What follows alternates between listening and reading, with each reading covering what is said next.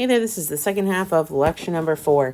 So we are on to some examples here. We went through all the theory in the first video, and we are on to the examples. So we've got the limit as x goes to infinity of sine 2x over 3x. And if I try to plug in my infinity, when I take the sign of infinity, the sign of infinity oscillates, and so that does not exist. So I've got to go to squeeze theorem. So I'm going to take that trig function, sine of 2x, and I'm going to bound it. Now, I know that sine of 2x, sine of anything x, is going to live between -1 and +1. If you want to graph it on a calculator, you can check that. Okay, now what I want to do is the function that I'm taking the limit of, I want to build that into the middle. So the thing that I'm missing is dividing by 3x. So I'm going to take everything and multiply it by 1 over 3x. That way I'll get the 3x on the bottom. Okay, now we are working with inequalities, so we do have to be a little bit careful here because my x could be negative, right? Except that we're looking as the limit as x goes to positive infinity. And as x goes to positive infinity, 1 over 3x is something positive, so it's not going to do any damage to my inequalities. So I can go ahead and multiply it through. That's going to give me now -1 over 3x is less than or equal to sine 2x over 3x, which is what I wanted, and 1 over 3x on the right. Now that what's in the middle matches my green function up top, I can go ahead and take my limit. So I want the limit as x goes to infinity of -1 over 3x.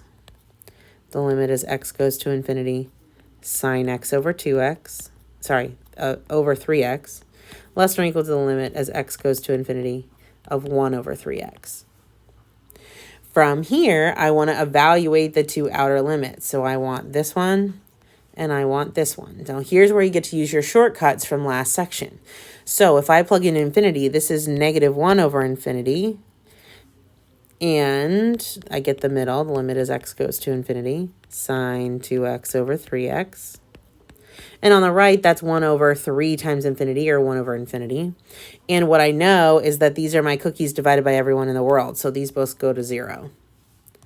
And that way, I can say that by squeeze theorem, those 3 dots, by the way, mean therefore in mathematics. By squeeze theorem, the limit as x goes to infinity of sine 2x over 3x is equal to 0. Now, I'm not writing all this out for my health. This is what I want to see you put together because you are using this theorem to create your limits. All right, on to number 2. Same kind of thing here. When we plug in our infinity to the sign's going to oscillate, and that's going to create crazy things for us. In particular, the limit does not exist. So what I'm going to do is I'm going to pull the trig function out. So in this case, I have a sine squared. So I'm going to take the sine squared with me. Now, if this were 2x or 5x or -1x, I wouldn't take that with me. But because the sine of x is squared, I'm going to go ahead and take the square with me. Now, the square, normally sine would be between -1 and 1. But if I square all of those numbers, the negative ones are going to turn positive. So the smallest one I'm going to get is 0. And squaring 1 is going to give me 1. So the largest, all of my values will go from being between -1 and 1 to being between 0 and 1. And you can check out the graph of sine squared if you want to confirm that. Then the piece that I'm missing to build my function in the middle is the x. So I'm going to multiply everything by 1 over x. And again, that x is positive, so I don't have to worry about it changing my inequality signs. 0 times 1 over x is 0. I'll get a sine squared x over x, which is what I wanted in the middle, and 1 over x on the right. Now that what's in the middle matches the limit I'm looking for, I can go ahead and take the limit of all 3 sides. This is the limit as x goes to infinity of 0. Limit as x goes to infinity of sine squared x over x. And the limit as x goes to 0 of 1 over x. Now the limit as x goes to x of 0 is 0. My limit stays in the middle because I'm squeezing it between these 2 pieces of bread. And this becomes, this is an infinity, 1 over infinity, which we know goes to 0. So therefore, by squeeze theorem, the limit as x goes to infinity of sine squared x over x equals 0.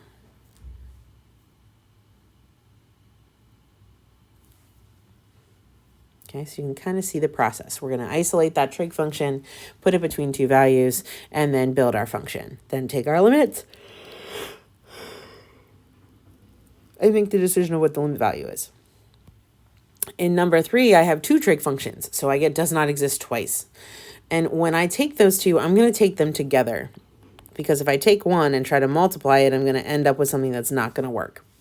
Now these two, sine of x is between -1 and 1, cosine of x is between -1 and 1. If you multiply all numbers between -1 and 1 by all numbers between -1 and 1, you're going to stay between -1 and 1. So that's a totally appropriate value to go with. Now, if instead you want to be more accurate about those values, it's actually half. They are, when you multiply the sine of x and the cosine of x of the same angle, and it has to do with the fact that it's the same angle and what restrictions are based on that, those are actually between 1/2 and 1. Sorry, -1/2 and +1/2.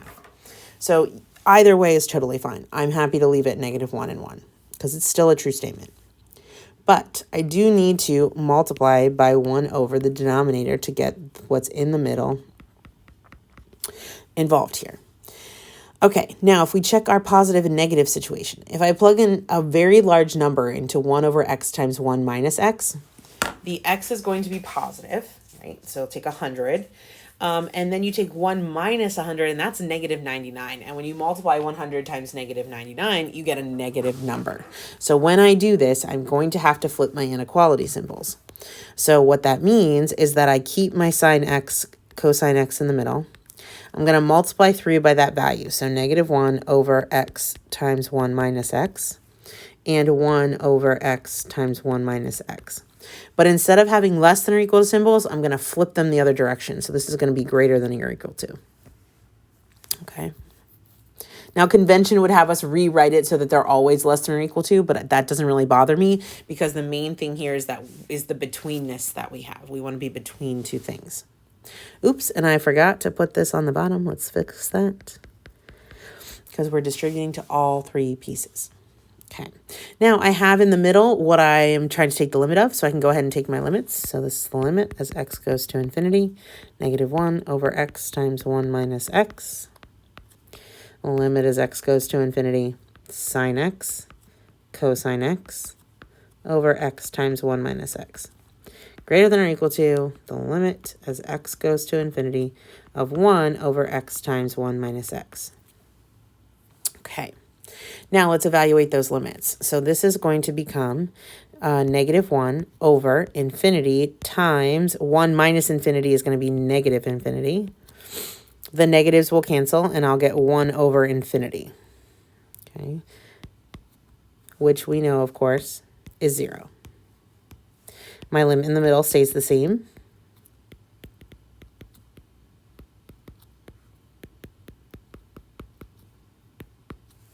And then over here, same kind of thing. I'm going to have 1 over infinity times negative infinity. And this time it's going to end up being -1 over infinity.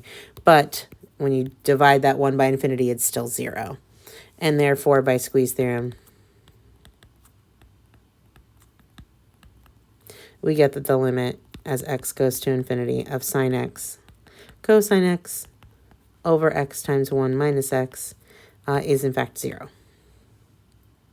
Now you'll notice that what happens here is a lot of these end up being 0, and that is super duper common with this type of problem, okay? But they're not always zeros, okay? So maybe we'll see something different here, maybe we won't.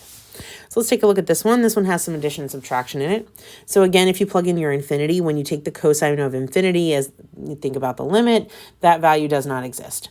So we're going to go to squeeze theorem. So I'm going to take the cosine of 2x. Actually, I'm going to take the negative cosine of 2x because I'm going to take this minus sign with it.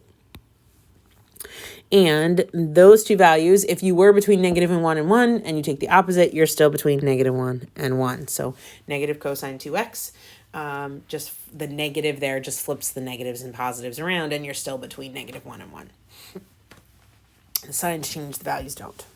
Okay, then to build my function, I need to get this x involved, and that's a positive x, and it is added to the negative cosine 2x. So I'm going to take my function, and I'm going to add an x every place. So that's -1 plus x, and actually I'm going to flip that around and make it x minus 1, x minus cosine 2x, and x plus 1. Then I want the denominator. So I need a 5x in the denominator. So I'm going to take everything here times 1 over 5x.